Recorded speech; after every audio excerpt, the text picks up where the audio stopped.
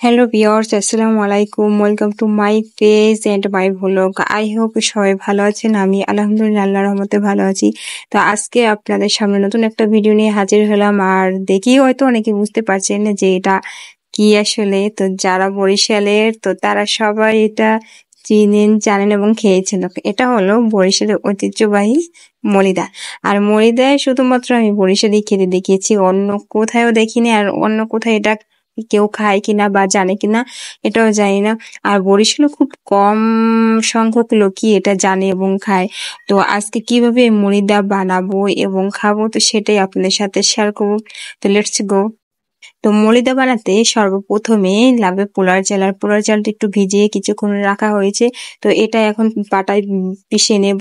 তো আপনারা চাইলে ব্লেন্ডার করে নিতে পারেন, কিন্তু আমি ব্লেন্ডার পছন্দ করি না, কারণ ব্লেন্ডার করলে মানে স্মেলটা অন্যরকম হয়ে যায়, অরিজিনাল স্মেলটা আসে না। এই জন্য আমি পাটায় পিষে নিয়েছি। এই যে পেশা হয়ে গেছে, আর তার সাথে নিয়েছি দুটো নারিকেল। তো একটা নারিকেল ছিল একদম মানে শুকনা, তো এটা কুচিয়ে দেবা। আর এটা ছিল মানে ফাইল পাড়া, যেটা আমরা ঝুনা বলি, যে লেওয়াটা থাকে আর কি। তো ওটা দিয়েই মধ্যে খেতে বেশি ভালো লাগে। আর শক্ত নারকেল নিয়েছি, মানে শক্ত নারকেল থেকে দুধ বের করার জন্য। নারকেলের দুধে অ্যাডজাস্ট করলে কিন্তু আরো বেশি ভালো লাগে। তো সেটা আমি পাটায় বেটে মানে দুধটা বের করে নিয়েছি। তো এখন আমি যে ঝুনা নারিকেলটা ছিল সেটা দিলাম, আর সাথে দিলাম চিনি। আর তার সাথে এই যে পানি দিয়ে দিলাম, আর দিলাম এখানে একটু লবণ আর একটু আদা। এখানে আদাটা কিনে দেওয়া দরকার। আর এই যে আমি দিয়ে দিলাম নারিকেলের সেই দুধটু। তো এটা অ্যাডজাস্ট করে এখন ভালোভাবে এটা মিশিয়ে নিলাম ভালো করে। তো এই যে আপার মলিদা একদম তৈরি হয়ে গেল। তো দেন এটা এখন খাওয়ার জন্য একদম পারফেক্ট। তো এই মলিদাটা কিন্তু খুব সুন্দর হতে হবে, একদম সাদা ধবধবে হতে হবে।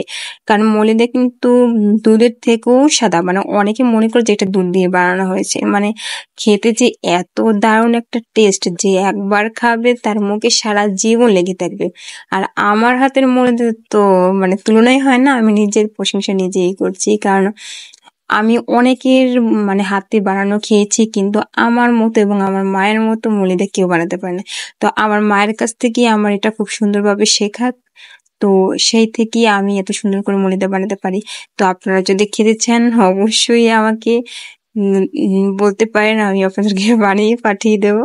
তো এই যে, আর তার সাথে আমি আর একটা ইম্পর্টেন্ট জিনিস নিয়েছি, যেটা হলো বিস্কিট। তো অনেকেই চাল ভাজা পছন্দ করে না, আর আমি পছন্দ করি। তো এটা দিয়ে খেতে আরো বেশি টেস্ট লাগে।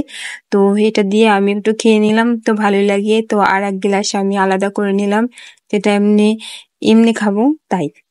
তো সবাই ভালো থাকবেন, আল্লাহ হাফেজ।